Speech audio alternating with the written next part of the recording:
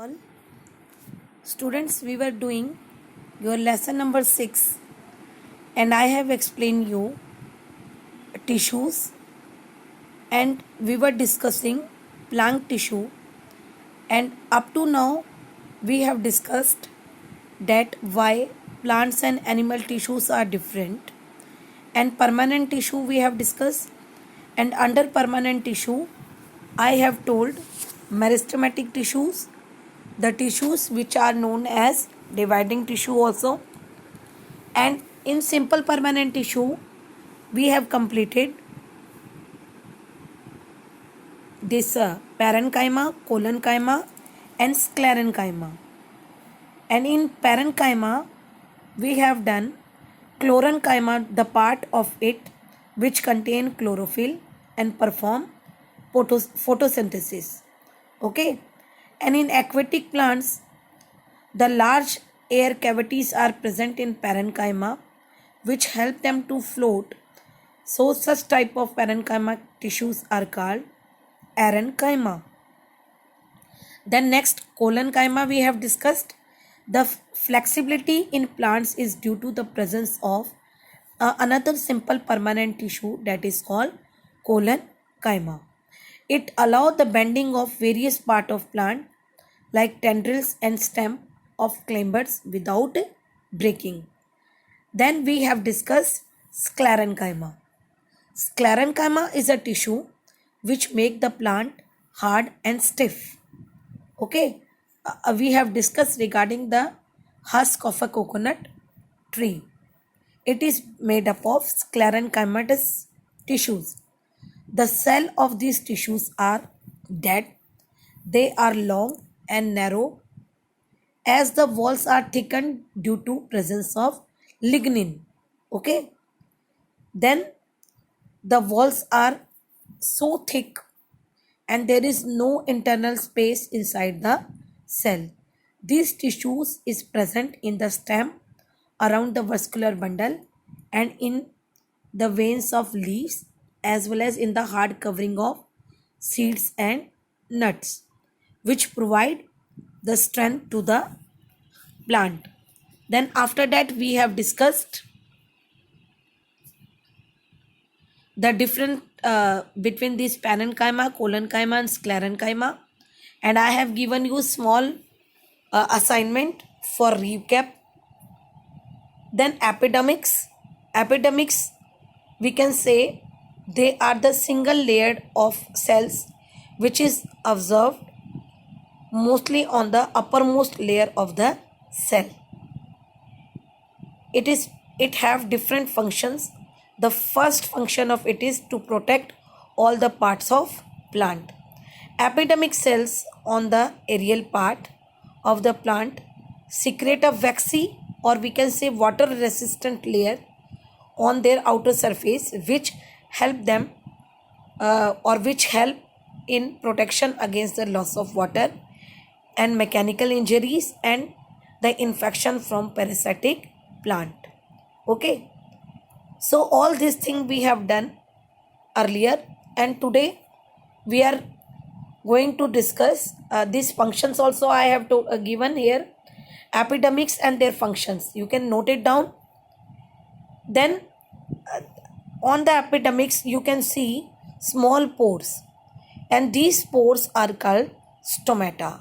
Okay, the stomata are the enclosed by two kidney shaped cells. They are called guard cells, and they are very necessary for exchange of gases with the atmosphere. Okay, and they show the process that is called transpiration. Transpiration means the process in which excess of water in the form of water vapor are thrown out from the leaves to the atmosphere. Okay, so here I have discussed exchange of gases also for stomata, and how it is different. Is the outer layer of the branch of tree different from the outer layer of young stem? Yes, it is different from each other. The outer layer contain cork. We have discussed in beginning also.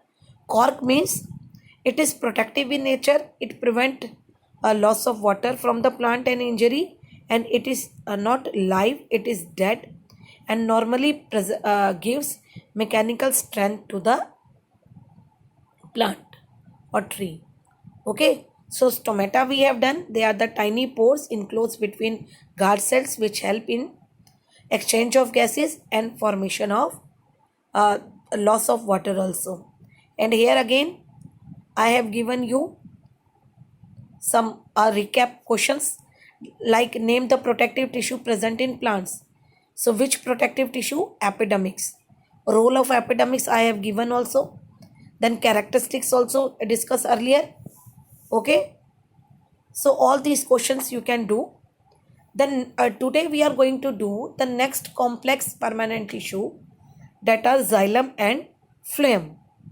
So the tissues which are made up of more than one type of cells, they are called, having their common origin and work together, they are called complex permanent tissues. I repeat once again, the tissues made up of more than one type of cells that have common origin and work together to do a common functions, these are called complex permanent tissues. Where they are present? They are mostly present in the complex plants and help the plant to survive in terrestrial environment. Okay, and what are the functions of these?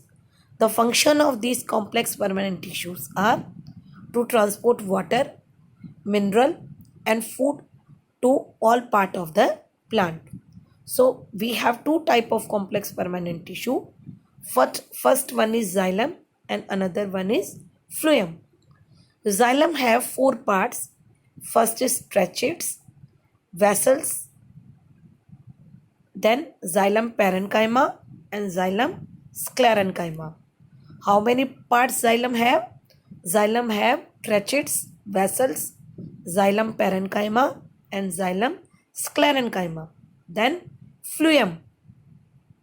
Phloem have C-tube, companion cell, phloem parenchyma and phloem fibers.